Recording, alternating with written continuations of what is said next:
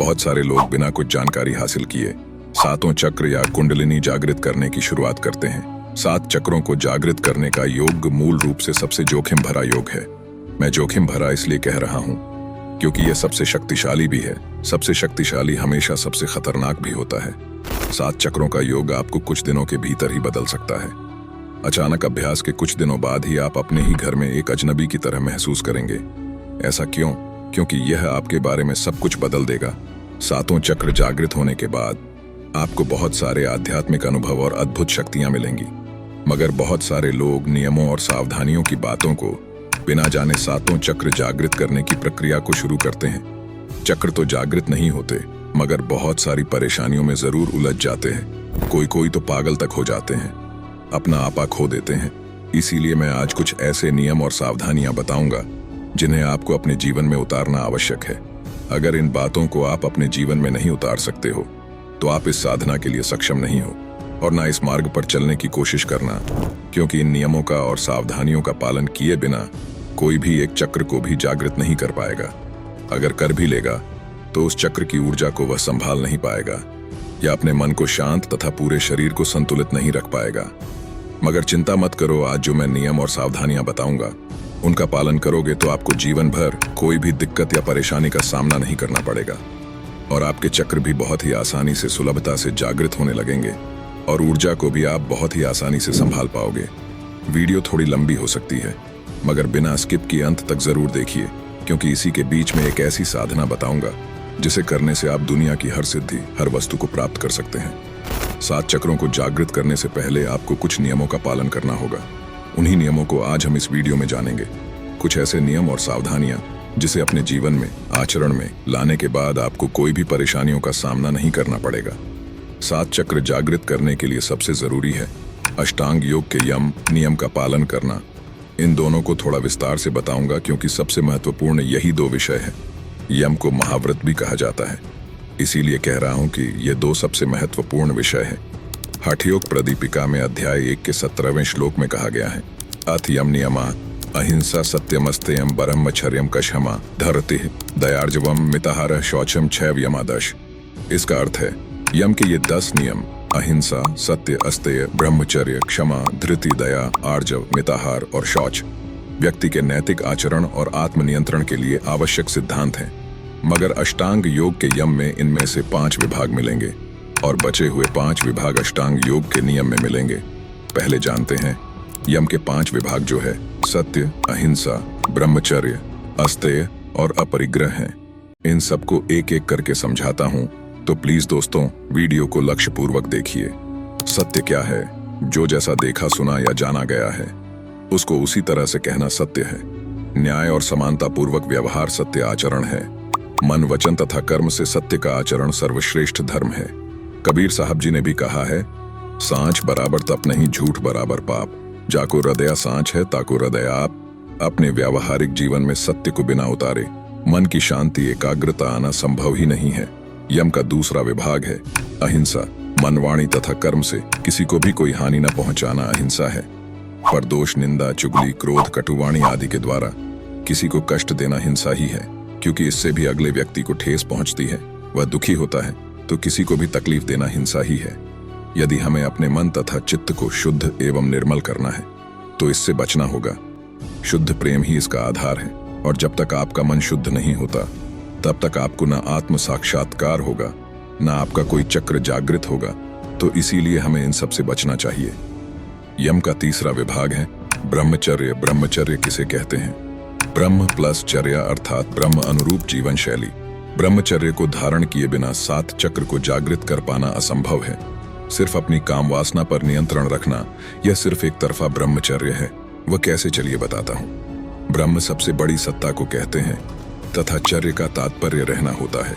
इस प्रकार ब्रह्मचर्य का अर्थ ब्रह्म में विचरना होता है, परंतु इसका व्यावहारिक अर्थ है तमाम विषयों पर रोक, 5 ज्ञानेंद्रियों, 5 कर्मेंद्रियों और 4 अंतःकरण पर नियंत्रण रखना ब्रह्मचर्य कहलाता है। 5 ज्ञानेंद्रियां कौन सी है? ज्ञानेंद्रियां मनुष्य के देखने, सुनने, स्वाद चखने और ताप व शीत का अनुभव करने के काम आती हैं। मनुष्य के शरीर में आंख, नाक, जीभ, त्वचा और कान ज्ञानेंद्रियां होती हैं। 5 कर्मेंद्रियां कौन सी है? मुख, हाथ, पैर, मलद्वार तथा जननेंद्रिय हैं, जो क्रमशः बोलने, ग्रहण करने, चलने, मल त्यागने तथा संतानोत्पादन का कार्य करने वाली इंद्रियों को कर्मेंद्रियां कहते हैं। और 4 अंतकरण कौन से हैं? मन, बुद्धि, चित्त और अहंकार। ये चारों अंतकरण हैं। इन सभी पर नियंत्रण रखने वाला ही मनुष्य या स्त्री ब्रह्मचारी कहलाता या कहलाती हैं। हठयोग प्रदीपिका में अध्याय 1 के 38वें श्लोक में कहा है, ब्रह्मचर्य रतो भूत्वा सर्व सिद्धिम वाप्नुयात्। इसका अर्थ है, जो साधक ब्रह्मचर्य का पालन करता है वह सभी सिद्धियों को प्राप्त कर सकता है। दोस्तों, आगे बढ़ने से पहले आपको थोड़ा सा भी ज्ञान मिल रहा है तो प्लीज वीडियो को एक लाइक कर दीजिए, और अगर आप चाहते हैं कि सनातन धर्म का प्रचार हो तो प्लीज हमें सब्सक्राइब अवश्य कर लीजिए। यम का चौथा विभाग है अस्तेय। अस्तेय का अर्थ है चोरी न करना। किसी दूसरे व्यक्ति की किसी वस्तु को मन, वाणी या कर्म से अपना बनाने का प्रयास करना चोरी है। सबसे अच्छी बात यह है कि मनुष्य भगवान के द्वारा दिए गए द्रव्य आदि का ही उपभोग करे और माता पिता, आचार्य तथा सत्पुरुषों के द्वारा मिले द्रव्यों पर संतोष करें। द्रव्य माने वस्तुएं, परंतु द्रव्य की अभिलाषा कभी न करें। प्रद्रव्येषु लोष्टवत, अर्थात दूसरे के द्रव्य को मिट्टी के समान समझे। इसी को अस्तेय कहा गया है। अब बचा अष्टांग योग के यम का आखिरी विभाग, जो है अपरिग्रह। पतंजलि योग सूत्र में लिखा है, अपरिग्रह स्थैर्य जन्म कथनता संबोधः। इसका अर्थ है, जब व्यक्ति अपरिग्रह का पूर्ण रूप से पालन करता है तब उसे अपने पूर्व जन्मों की याद और उनकी घटनाओं का बोध प्राप्त होता है। अपरिग्रह का अर्थ न पकड़ना या न ग्रहण करना है। अपनी आवश्यकता से अधिक वस्तु और धन का संग्रह करना अनुचित है। वे लोग जो संग्रह करने में विश्वास करते हैं, उनका सारा समय वस्तुओं की रक्षा करने की चिंता तथा फिक्र में ही बीत जाता है। ऐसे व्यक्ति का मन सदा अशांत बना रहता है, तो वह क्या चक्रों को जागृत करेगा? जो वस्तुएं या धन उसने इकट्ठा किया है उसी के बारे में सोचता रहेगा। इसीलिए अपरिग्रह आवश्यक है। अब जानते हैं अष्टांग योग के अंग नियम को।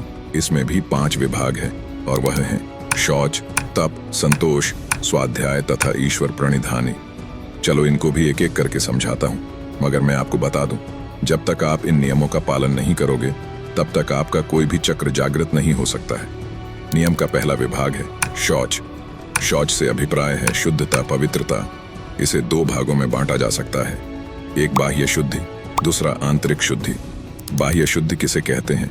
बाह्य शुद्धि में बाहर की वस्तुएं, बाहर का वातावरण, हमारा शरीर और रहन सहन इत्यादि आ जाता है।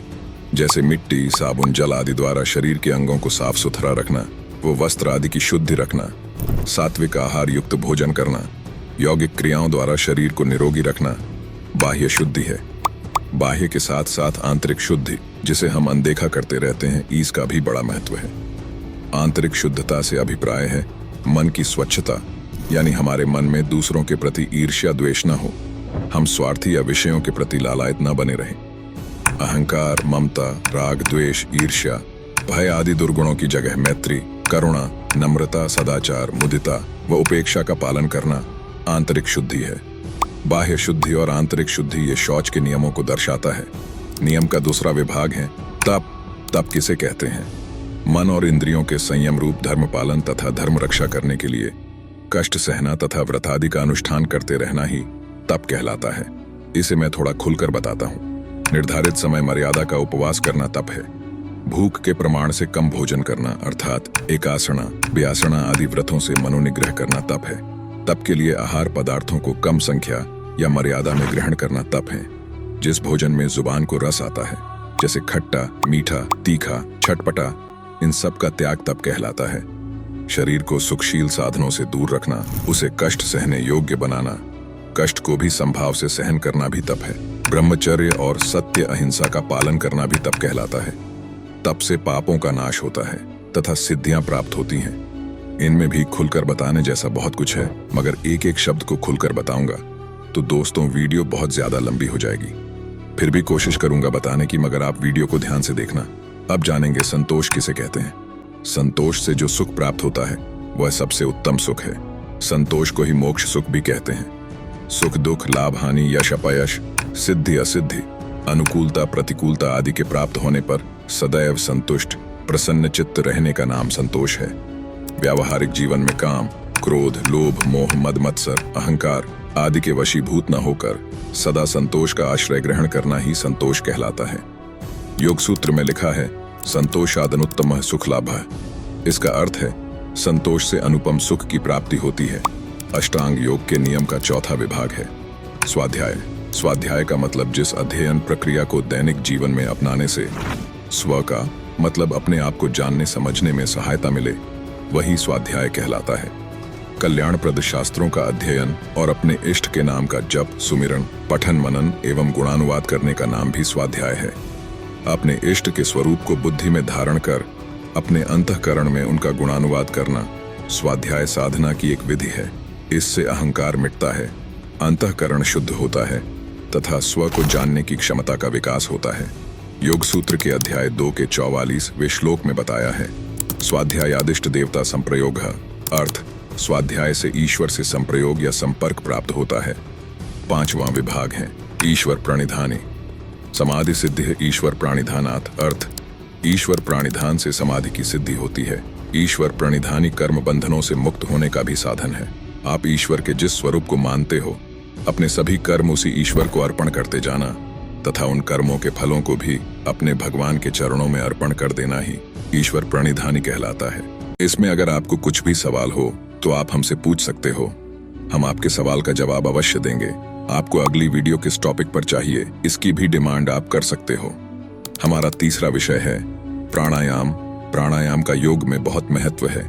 आदि शंकराचार्य श्वेताश्वत्र उपनिषद में अपने भाष्य में कहते हैं प्राणायाम के द्वारा जिस मन का मैल धुल गया है वही मन ब्रह्म में स्थिर होता है। हमें चक्रों को जागृत करने के लिए प्राणायाम बहुत ही सहायक हो सकता है। इसके लिए आप शीतली प्राणायाम, उज्जाई प्राणायाम, कपालभाति प्राणायाम, नाड़ी शोधन प्राणायाम, टिग्र प्राणायाम, भस्त्रिका प्राणायाम, बाह्य प्राणायाम, भ्रामरी प्राणायाम, अनुलोम विलोम प्राणायाम, इनमें से किसी भी 2 को हर रोज करना है। मैं कहूंगा एक नाड़ी शोधन प्राणायाम को करो क्योंकि इससे हमारे शरीर की सभी नाड़ियां शुद्ध होती हैं, और दूसरा जो आपको ठीक लगे उस प्राणायाम को लो। और आपको मेडिटेशन भी रोज करना है। मेडिटेशन का पूरा नॉलेज बताता रहूंगा तो वीडियो बहुत ही ज्यादा लंबी हो जाएगी, मगर मैं ध्यान कैसे करते हैं इसके ऊपर भी वीडियो बना रखी है, उस वीडियो को आप अवश्य देखिए। अभी आप सोच रहे होंगे इतने सारे नियमों को कौन पालन करेगा, मगर मैं आपको बता दूं जो पालन करेगा वही इन सारी शक्तियों का मालिक बन सकता है। जब आप 7 चक्रों को जागृत करने के लिए कोशिश करोगे और इनमें से 60% नियमों का भी आप अगर पालन करोगे तो बाकी के बचे हुए 40% नियमों का पालन आप अपने आप करने लगोगे। इसमें आपको देवी शक्तियां सहायता करेंगी।